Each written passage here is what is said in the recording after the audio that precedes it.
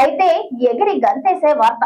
ప్రభుత్వం రేషన్ కార్డులు కలిగి ఉన్న వారందరికీ తాజా బడ్జెట్ లో శుభవార్త అందించింది. తెలంగాణ ప్రభుత్వం శుక్రవారం రాష్ట్ర అసెంబ్లీలో 2026-27 ఆర్థిక సంవత్సరానికి సంబంధించిన వార్షిక బడ్జెట్ ను ప్రవేశపెట్టింది.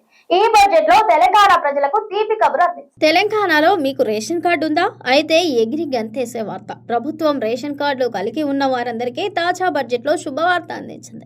తెలంగాణ ప్రభుత్వం శుక్రవారం రాష్ట్ర అసెంబ్లీలో 2026-27 ఆర్థిక సంవత్సరానికి సంబంధించిన వార్షిక బడ్జెట్ ను ప్రవేశపెట్టింది. ఈ బడ్జెట్ లో తెలంగాణ ప్రజలకు తీపి కబురు అందించింది. బడ్జెట్ లో ఇందిరమ్మ కుటుంబ జీవిత బీమా అనే కొత్త పథకాన్ని ప్రకటించింది. ఈ పథకానికి నిధులు కేటాయిస్తూ నిర్ణయం తీసుకుంది. రాష్ట్ర అవతరణ దినోత్సవం సందర్భంగా జూన్ 2వ తేదీ నుంచి ఈ పథకాన్ని ప్రారంభించనున్నట్లు స్పష్టం చేసింది. అసలు ఈ పథకం ఏంటి, ఎవరెవరికి లబ్ధి చేకూరుతుంది అనే పూర్తి వివరాలు తెలుసుకుందాం. రాష్ట్రంలోని ప్రజలకు ఇన్సూరెన్స్ సౌకర్యం కల్పించడమే ఈ పథకం లక్ష్యం. ప్రతి కుటుంబానికి 5 లక్షల ఇన్సూరెన్స్ సదుపాయం కల్పిస్తారు. రాష్ట్ర వ్యాప్తంగా 1.15 కోట్ల కుటుంబాలకు ఇన్సూరెన్స్ అందించాలని నిర్ణయం తీసుకుంది. సామాజిక అంతరాలతో సంబంధం లేకుండా కుటుంబ జీవిత బీమా కల్పించనుంది.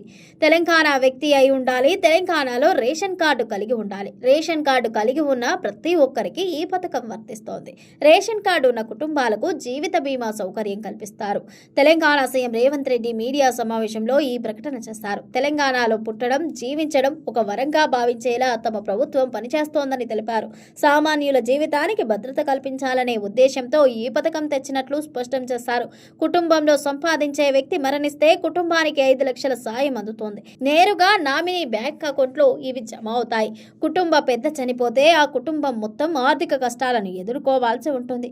కుటుంబం మొత్తం రోడ్డున పడే పరిస్థితి వస్తోంది. దీంతో కుటుంబాలకు ఆర్థిక భరోసా కల్పించేందుకు ప్రభుత్వం ఈ పథకం తెచ్చింది. ప్రజలు ఎలాంటి ప్రీమియం చెల్లించాల్సిన అవసరం లేదు. ప్రభుత్వమే మొత్తం ప్రీమియాన్ని చెల్లిస్తోంది.